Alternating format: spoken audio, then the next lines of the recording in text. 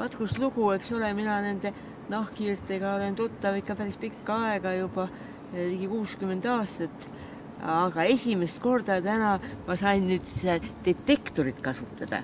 See oli minule küll suur elamus, et kõnnid ringi, karp pihus, tegelikult on täitsa pime, kedagi ei näe, aga selle väikese karbikesega saad teada, kus palju nahkhiiri sinu kohal parajasti lendab ja isegi mis liigist ta on ja see oli tõesti väga huvitav. Oleks meil omal ajal niisugused karbikesed olnud, küll see oleks teinud ikka uurimise palju kergemaks ja andmed oleksid olnud ka muidugi palju täiuslikumas. Nojah, need uurimismeetodid muutuvad kogu aeg. Omal ajal ju pärast seda ju koobastes nahkhiiri vaadeldi, siis oli küünal oli. Jaa, ikka küünal. Aga küünal ei olegi tegelikult mitte paha. Paned küünla, kui sa üksi lähed eriti veel, paned küünla maha sinna liiva sisse näiteks ja ta annab sul ümberringi hajuvat valgust ja siis võid see kirja panna ja siis järgmise nahkhiiri võtta ja rõngastada ja lähed edasi, paned küünla teise kohta.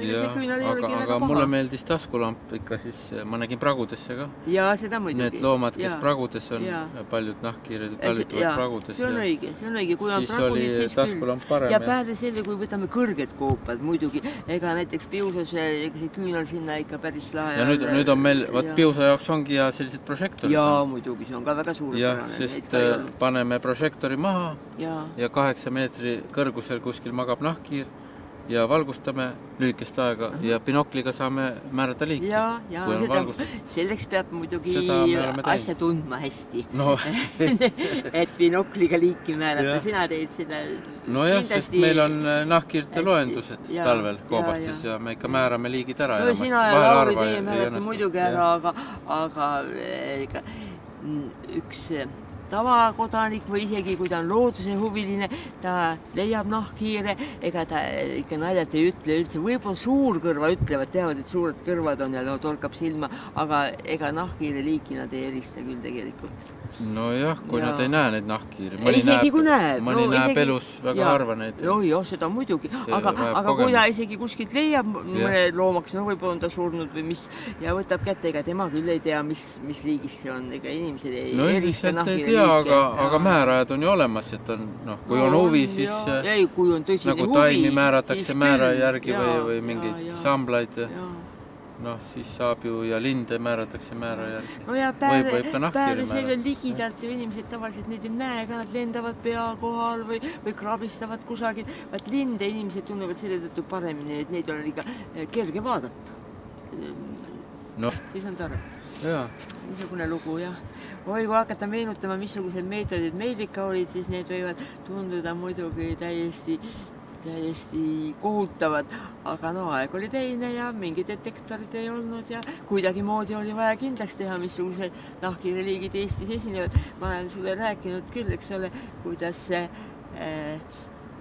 Eestimaa esimene nahkhiireuurija võiks öelda tubli mees igat pidi, aga tema mõtles siis niisuguse asja välja. Me leidsime ka sellise suure pargi nahkhiirte koloonia ühes pargis, et ta tihtis niisuguse heledama taevalaigu kohale ja kui nahkhiir sealt läbi lendas, siis tegi paugu ja minu ülesanne oli siis nii umbes nagu jahikoera oma, ma olin paljajalu, kõndisin seal rohus ja kui midagi sooja jäi jala alla, siis oligi see ja maha tulistatud nahkhiir, siis kus sa muidu ikka leiad. Taskulampi ei olnud? Ei olnud taskulampi, ilmselt ka ei olnud, sest see oli niisugune väga sõjajärgne aeg ja kui oleks hommikuni oodanud, siis karihiired oleks nad ära söönud või kõik, kes oleksid tulnud sinna ja oleks vähemalt kahjustanud. Oli vaja ikka ruttu. Pole aega hommikuni oodata ka ühes kohas. Aga see oli päris huvitav kuidas ma selle peale tulin, et paljajalad all, aga kui ta veel soe on, siis rohust saate kätte. Jah, tal oli spetsiaalne püss vist, jahipüss oli saetud lühikeseks, et haavlid lendaksid laiali. Ei olnud, täiesti tavaline jahipüss, täiesti tavaline. Kuskil ma kuulsin, et oli... Võib-olla pärastpoole oli, aga siis veel ei olnud. Siis hajutab paremini haavleid. seenihaavleid, vaat neid oli natuke raske saada, väga-väga kõige peenemad haavlid. Sest need haavlid pidid laiali minema, sest kui lendas läbi, et ta üldse pihta saaks, mitte mingi püssikuuliga, vaid ikka haavlitega, selgi see, ja muidugi see oli kohutav, esiteks nahkhiired said surma. Aga kollektsiooni jaoks sai ta ikka päris häid andmeid. Sai ikka kindlaks teha. Mõni on seniaani alles muuseumis kuskil, mõni nahkhiire topis.